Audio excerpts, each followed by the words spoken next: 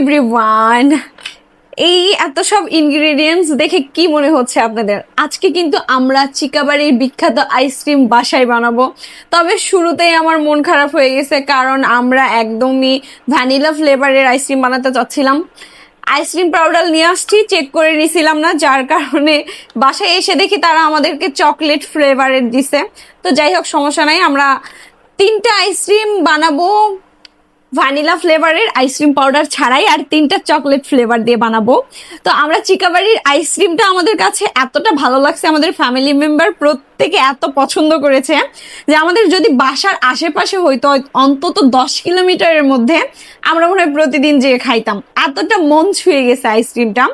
তো যার কারণে আমরা সেই আইসক্রিমের প্রধান যে ইনগ্রিডিয়েন্টস নারিকেল, সেটা নিয়ে আসছি। এখানে আমি দুধ ভালো করে চিনি দিয়ে জাল করে রেখেছিলাম, যেহেতু বাসায় বানাবো।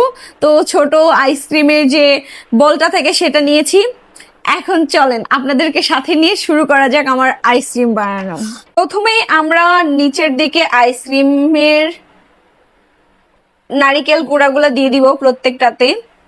যেহেতু আমরা ভুলক্রমে নিয়ে এসে ফেলেছি চকো পাউডার আইসক্রিম, তো 3টা হবে আমাদের চকলেট ফ্লেভারের আর 3টা হবে হলো একদম পিওর মিল্ক। তো যে 3টা হবে পিওর মিল্ক, সেগুলাতে আমি এখন দুধ দিয়ে দিচ্ছি। আমাদের আইসক্রিমের কিন্তু মেইন উপাদানই দুধ আর নারিকেল।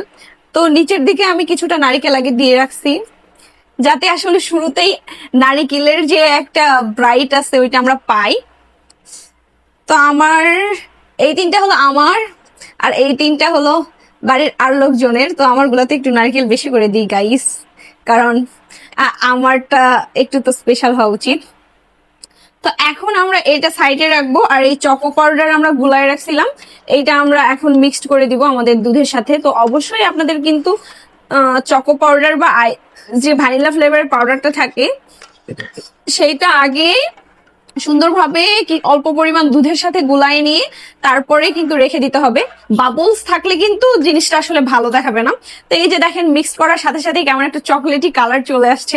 তো আগে থেকে তো নারিকেল দেওয়াই ছিল, আমি একটু চেপে চেপে দিব, নারিকেল গুলা যেন ভেসে না ওঠে, নিচে যেন থেকে যায়। তারপরে আমি আবার মাঝখানের দিকেও দিব, শেষের দিকেও দিব, একটু চেপে চেপে দিলাম। এখন এই চকলেট ফ্লেভারের দুধগুলা এখানে দেওয়ার পালাও। দেখি আমি যদি একদমই চিকাবাড়ির মতো করে পারফেক্ট সুন্দরভাবে বানাইতে পারি, তাহলে আমরা যারা যারা চিকাবাড়িতে আইসক্রিম খাইতে গেছিলাম, আমি আমার পরিবারের সবাইকে একদিন ইনভাইট করে খাওয়াবো। তো আশা করি সবাই লাস্ট ফিনিশিং পর্যন্ত আমার সাথে থাকবেন। আইসক্রিমের ঢাকনাগুলো আমি আনতে ভুলে গেছি, আনি আগে, দাঁড়াও। আমি একদম